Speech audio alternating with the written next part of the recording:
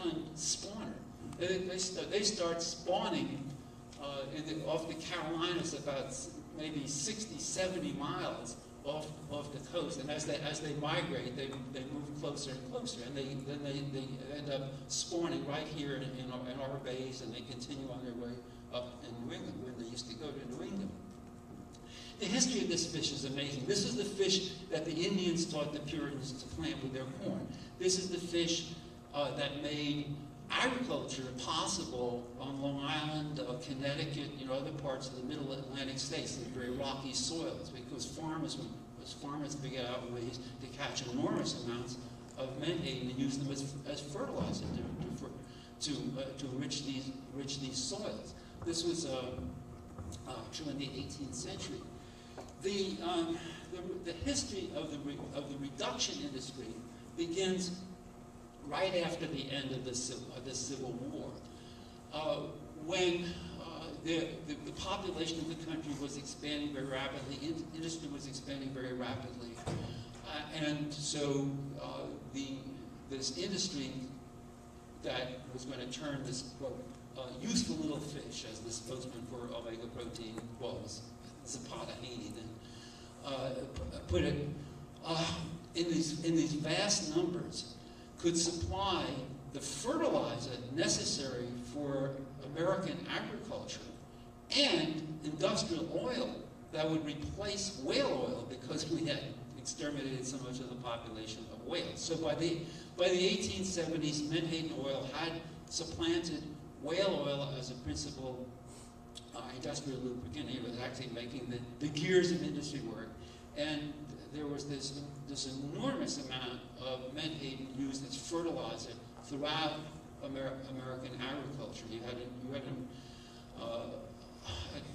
about 100 factories actually processing the menhaden. You had hundreds of vessels that were chasing the menhaden.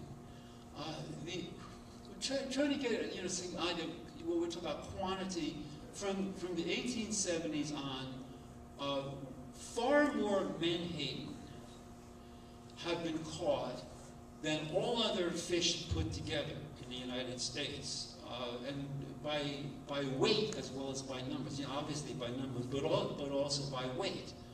Now, I think it's down to the second largest population, but still outweighing most of the other species put together. In Maine alone, where, as I mentioned, we know Maine doesn't even see schools of menhaden anymore. In Maine alone, there were 20 factories that developed in the 1870s. And a key thing happened. It was commercial fishermen, not recreational fishermen, commercial fishermen, that first led the fight to save this species.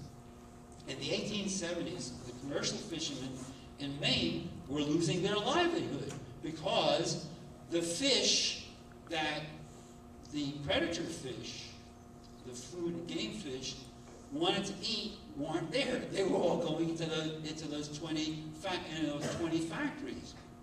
And so the commercial fishermen weren't able to make a living.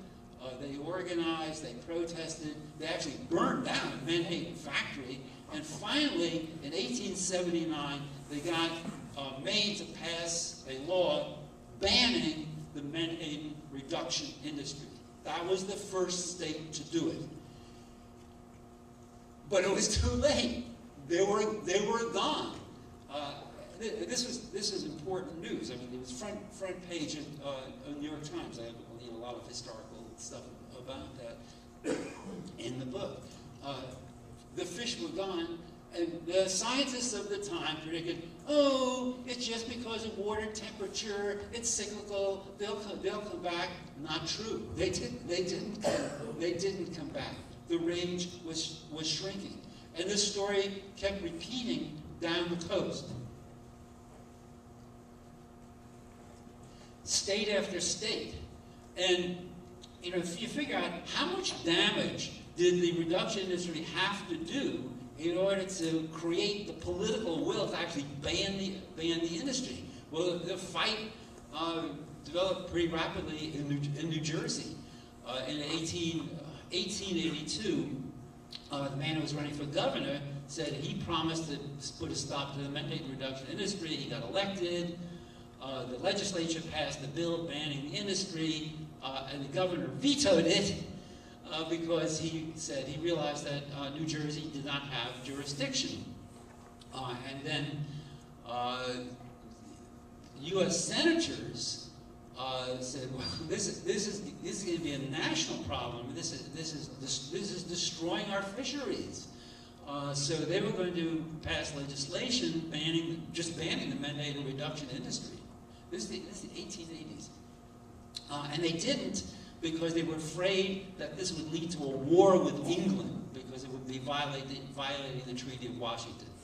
So that law that the governor vetoed in 1882 in New Jersey, we didn't get that law, and it was basically the same law, until 2001 in New Jersey. When we finally joined the other states and kicked out the Menhaden reduction industry from New Jersey state water.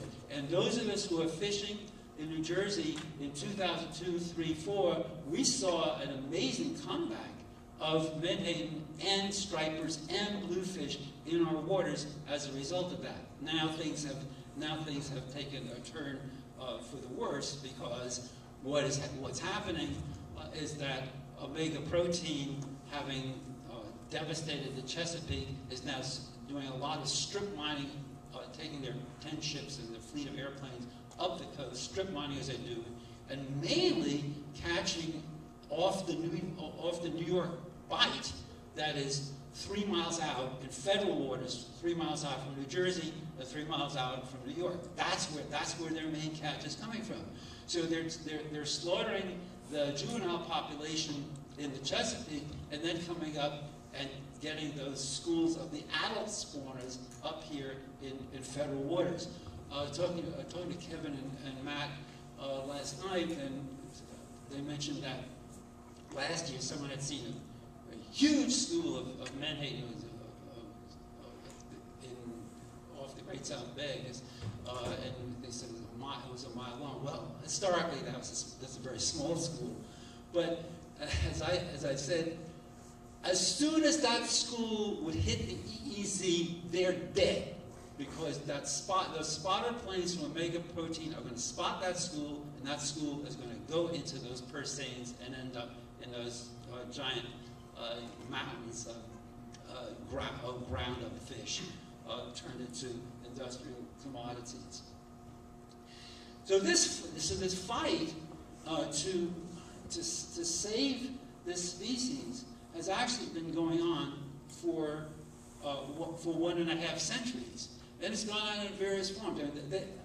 I couldn't believe the history that I was finding as I was doing the historical research for this.